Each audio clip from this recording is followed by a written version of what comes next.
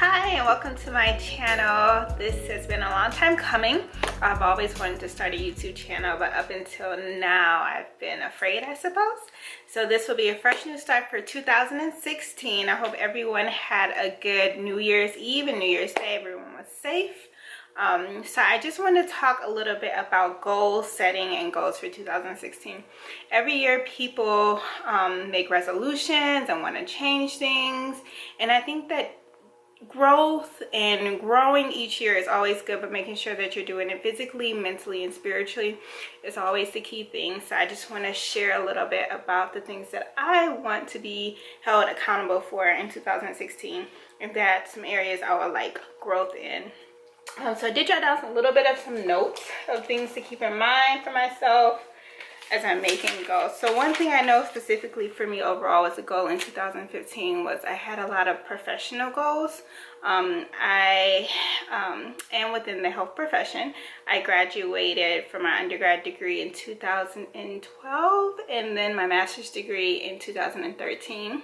So 2014, 2015 was really a time for me to get to learn the profession more, other than just reading it in books, and seeing how I really fit into it, what I love, what I didn't like, what I could improve on, if I was giving my all within my job. So those are my main things I wanted to focus on in 2014, 2015 specifically.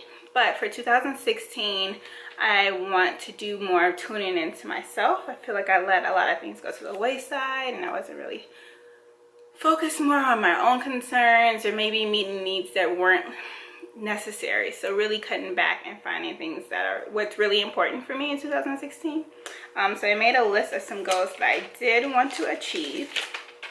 So I want to make sure that I travel. I love traveling. I traveled a bit in 2015 and it was amazing. I went to Montreal, Toronto, Niagara. I think mostly maybe that was it. I can't really think of too many other main trips. My main ones was Montreal in June. I went for my birthday, which is also when they had the jazz festival. It was absolutely dreamy, amazing. I saw Beirut perform. Some other key people that I really like soulful jazzy music. I spent a lot of time in New Orleans, so I really love deep-rooted music. So that was a really awesome trip. We went to the botanical gardens. I went with a couple of my girlfriends and walked around and pretty much worked ourselves out. We were tired by the end of the day with that trip. And then every year I usually go down to Caribana in Toronto, which is always a good time. It's very different from what I remember as a kid.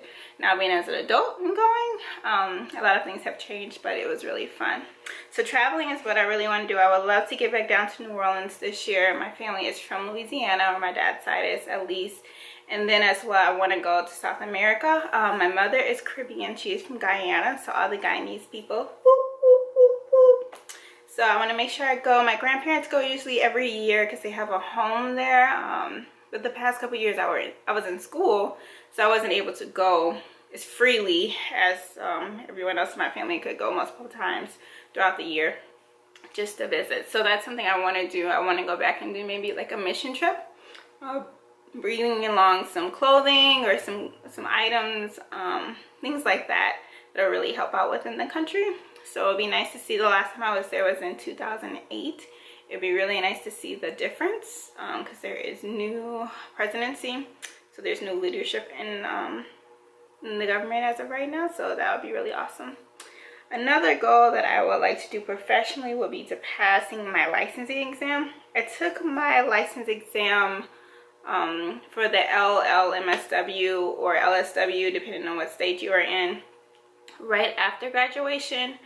I graduated in December of 13. I took the exam in April of 14, soon after graduating, and I passed that one. So the next up is the LCSW exam that I will be taking here soon in the spring of 2016. So I really need to get up on studying for that. I've really slacked off. When I was going to take my LSW or LLMSW, wherever you are, licensing exam, I studied all of December. I studied on my Christmas break right after graduating because I graduated December 13th.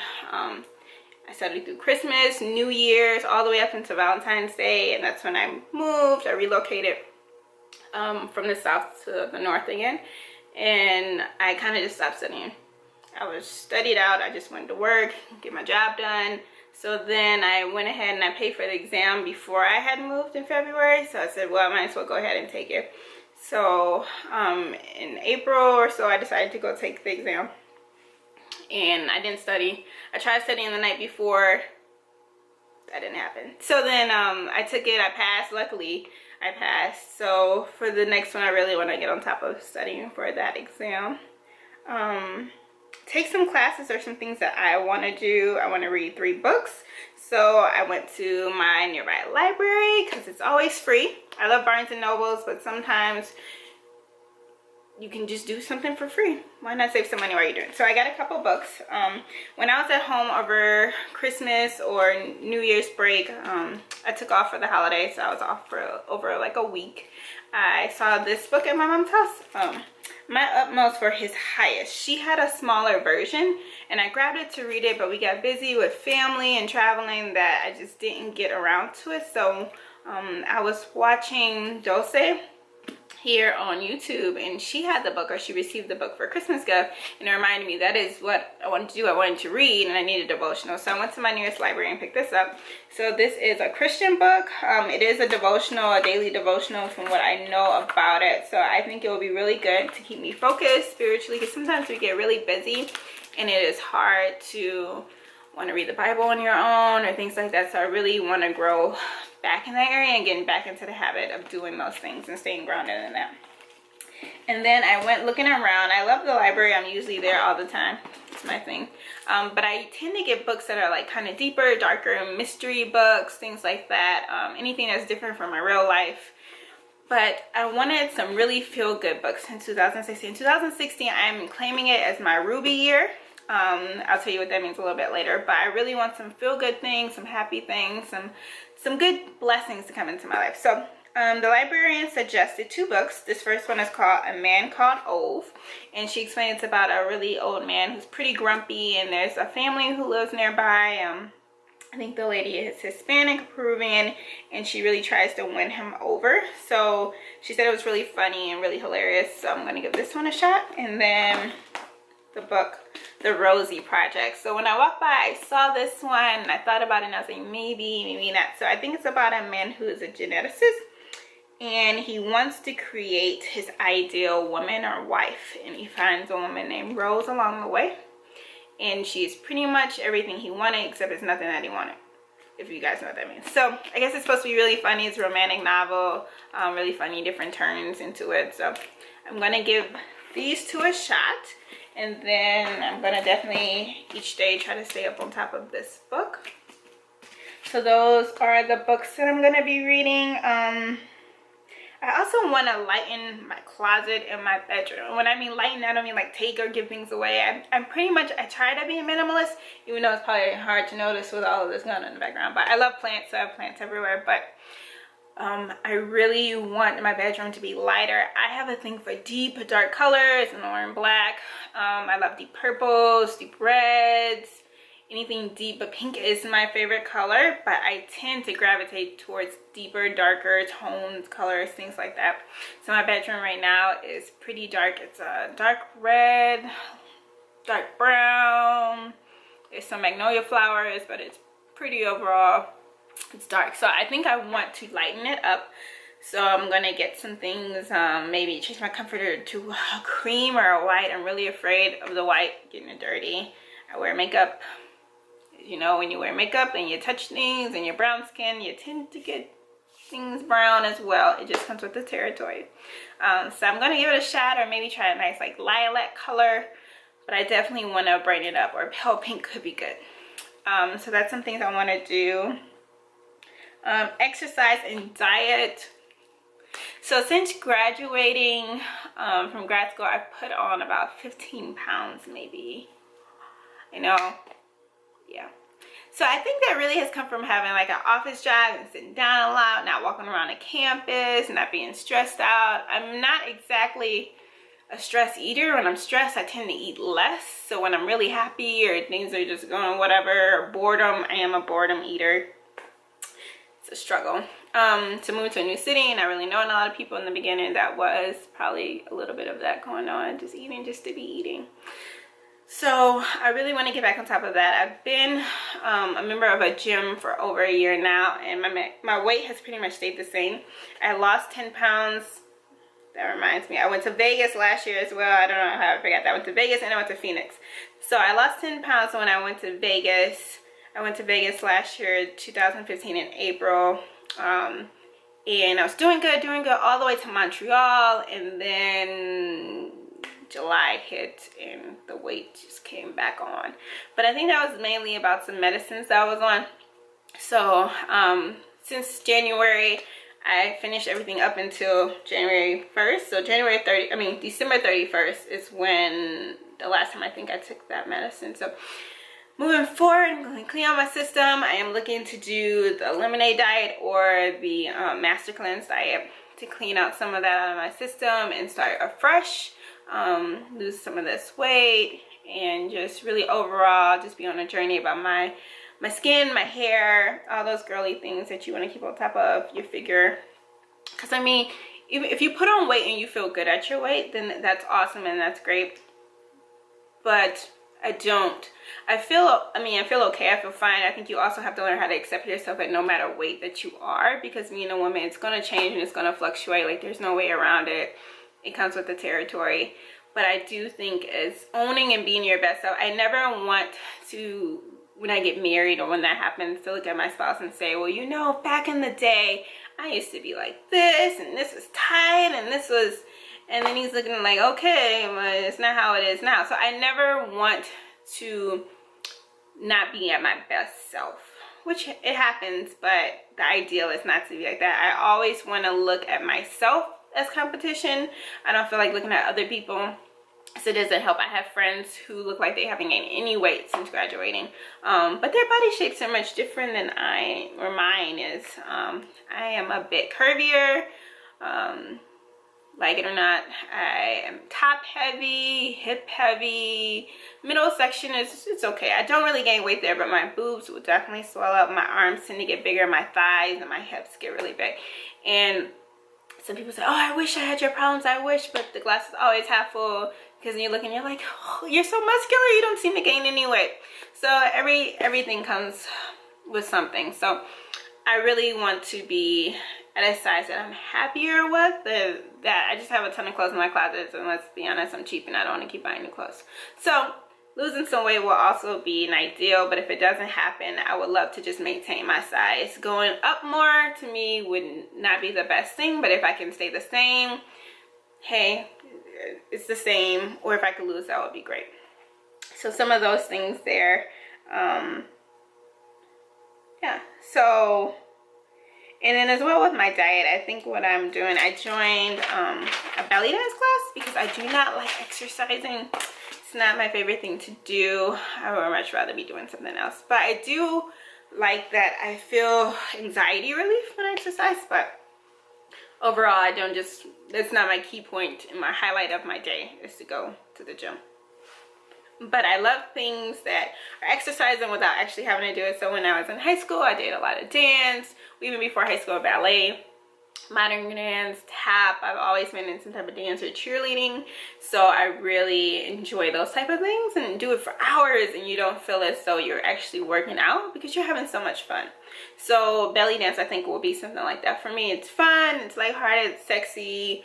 You know, it'll be a good time. So I'm gonna try that out and see how that goes. Me and one of my friends actually bought like a Groupon for it. So if that's something you're interested in working out, and maybe you don't want to pay a lot of money for a gym and things like that, get with a friend, find a Groupon. I know Groupon had a deal when me and her bought our tickets for the belly dance. Is that like if you got 3 people to sign up, you all got $10 back, and I think the Groupon was $20 for like the month or something like that. So then you're really only paying $10. So if you get a group of friends together, co-workers, church friends, wherever you can find people, even if you don't even know them that well, and you can just do it and tell them what the deal is and get them to sign up, there you go. That's an easy way to work out, because where I live it's very cold. Running outside and things like that is not possible all the time, at least not for me. I don't want to be outside running and I slip and fall on ice. I fell on ice before. It's not fun. Not fun at all. So I don't want to have that happen. I've seen people do it when I'm outside getting my groceries out of my car and the girl slips and falls, and I just look and I'm like, but honey, what were you expecting? It's icy. So those are my goals for 2016. I know I would explain what I meant when I said that I want 2016 to be my ruby year. In the Bible, if you all know what the Proverbs 31 woman is, it says she's worth far more than rubies who can be found. I want my ruby year to be all about my growth, learning, growing as a Christian, growing as a woman, overall just doing and being my best, leaning closer and closer to being a Proverbs 31 woman. And I thought no other way to summarize this with the color red or ruby. The worth is there. When you see a ruby, a real ruby, even imitation rubies, you know there's wealth there, there's worth there. It's a warm color, it's a loving color, it's a fiery color. And I want to bring some positivity in my life, just have some dreams, goals, and aspirations come true. I feel like when you graduate from school, you don't have those milestones anymore. Especially as a single woman, maybe if you're not married or have kids, maybe those would be the milestones. But when you're still single and you're just going through life and you're working and maybe you're not getting a lot of recognition at work because it happens, or there's no one really feeding into your spirit daily. I mean, you go to church, but unless you have really intimate relationships with people where people can really feed into you, it's really hard to do that. So I decided that, I can't remember what I was reading or watching over break, but there was something that really clicked, like the aha moment, as Oprah says, but mainly that if I want all these good things and blessings and things to come into my life, why won't I just create them? As simple as that. Like, why would I not create that? So 2016 for me is about going out there and getting what I want and not sitting around and waiting for it. So I'm not going to wait for an opportunity to open up. Create one. If there's nothing there for me, then I will create it myself. If one route is not working, try again, try something new. There's no problem and there's no issue with starting over. And I think I have to learn that because I am a very anxious person. I like to make all these lists of goals and knock them all off the list. And I realized that the main thing for me is erase the list. Throw the list out the window because I get fixated on that list and how those goals are being met. And then I get afraid of like starting a new or starting something fresh if it's not working out. Erase the list. I make my own list. If it's not working, erase it, start over again. That wasn't working, start over again until I get something right. So 2016 for me is my ruby year, it's my shiny year, it's my loving year, it's my passionate year, it's my everything year. My 2016 will be my everything year, and then 2017 might be the same, but whatever. 2016 to me means going out there and getting what I want by creating those opportunities. So I hope you all have an awesome start in January to 2016. Leave a comment below. Subscribe if you like. Let me know what I could do better, what I could change. Pretty new, so I'm open to any and all ideas. Many blessings.